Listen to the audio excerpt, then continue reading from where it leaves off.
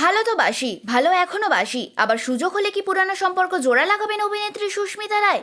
মুখ খুললেন অভিনেত্রী নিজেই, কি জানালেন তিনি? টলিউডের বিচ্ছেদের খবর নতুন কিছু নয়, তবে বেশ কিছু শিল্পীদের ডিভোর্স নিয়ে একটু চর্চা বেশি হয়, যা বহুদিন চলতে থাকে। যেমন অভিনেত্রী সুস্মিতা রায়ের।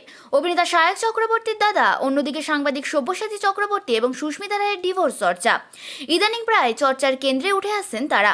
এর আগেও একাধিকবার সাক্ষাৎকারে সুস্মিতা জানিয়েছেন তাদের মধ্যে কোনো চুলোচুলি নেই, দুজনের কিছু সমস্যার জন্য তারা আলাদা হয়েছেন, তাই কাদা ছোড়াছুড়ি হোক তারা চান না।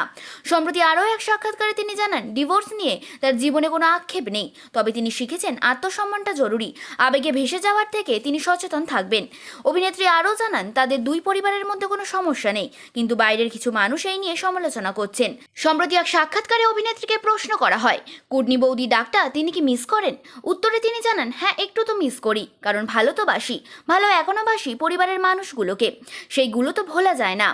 যদি আবার সুযোগ হয় একসাথে থাকার, তাহলে কি তিনি ফিরে যাবেন? একটু থমকে গিয়ে অভিনেত্রী জানান, সেটা নিয়ে তো আমরা কেউ ভাবিনি, এরকম কিছু হলে তা তোমরা অবশ্যই সোশ্যাল মিডিয়ায় জানতেই পারবে।